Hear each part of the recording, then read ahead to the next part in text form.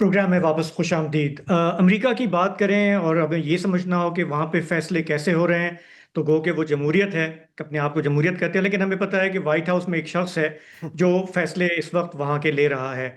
Iran के अंदर अभी हमने बात की कि वहाँ पे हुकूमत का ढांचा कैसे है। वहाँ पे हालिया जो बयानबाजी सामने आई है, उससे वहाँ पे के जो हुकूमती निज़ाम है उसके अंदर दरारें वाज़े होती हैं।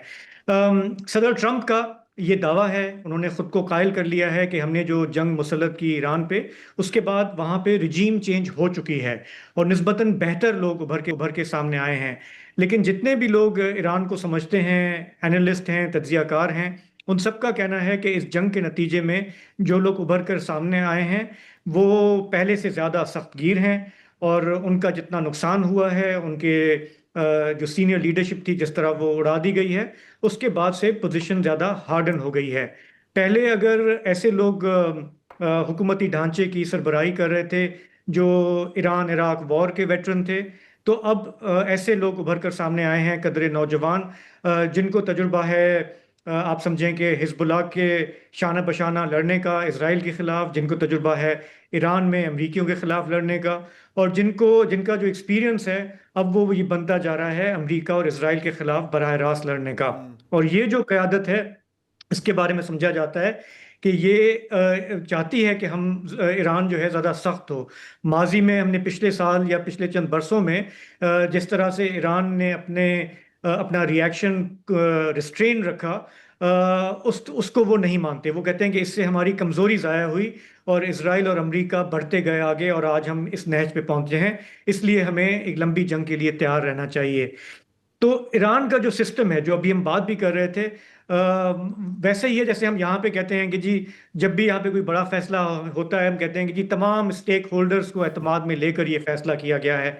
इस मुल्क में सब कोई समझता है कि इसका क्या मतलब है। इसी तरह वहाँ पे भी ये सबको पता है जंग से पहले भी कि पासदारान इनकलाब को रियासत के अंदर एक रियासत समझा जाता रहा। उनकी जो छाप है अदलिया पर, पार्लियामेंट पर, मुल्क के हर इदारे पर, वो किसी से पोशीदा नहीं है। वहाँ पे जो दो शख्सियात, जो जिसको हम सो कॉल जो सख्त गिर हल्का है आजकल, जो इस वक्त कहा जाता है कि अंडरमाइन कर रहा है पीस एफर्ट्स को, उसमें दो शख्सियात अहम हैं।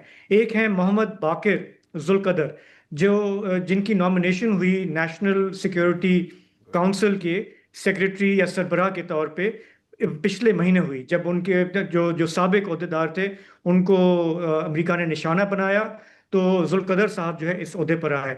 वो हालांकि यंगर जनरेशन के नहीं हैं, उनको समझा जाता है कि उन्होंने अल कुद्स फोर्स बनाने में बड़ा अहम रोल प्ले किया। वो आईआरजीसी के साबिक कमांडर रहे हैं। उनके बारे में उन्होंने अली लारीजानी को रिप्लेस किया।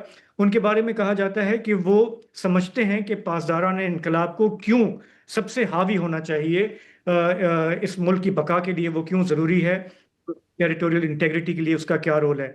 और दूसरे जो साहब हैं वो ज़ाहिर है कि नए कमांडर हैं आईआरजीसी के, ब्रिगेडियर जनरल अहमद वाहिदी, जो कि जाहिर है कि उनका एक सख्तगीर मौक़िफ़ है।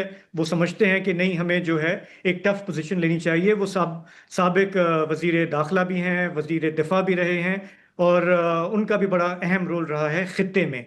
ये दो शख्सियात जो हैं, इनके बारे में कहा जाता है कि जब कालिबाफ साहब या इराक़ची साहब कोई फ्लेक्सिबिलिटी दिखा रहे होते हैं तो रेजिस्टेंस इनकी तरफ से आता है। अब ये भी वो बातें हम आपसे शेयर कर रहे हैं जो इंटरनेशनल मीडिया में शेयर हो रही हैं। हो सकता है कि उनका भी अपना एक बायस हो, क्योंकि ईरान के अंदर से वहाँ के जो डायनामिक्स हैं उसको परखना, उसको समझाना बहुत मुश्किल होता है। आज के प्रोग्राम में इतना ही। इजाज़त दीजिए। खुदा हाफिज़, शब बखैर।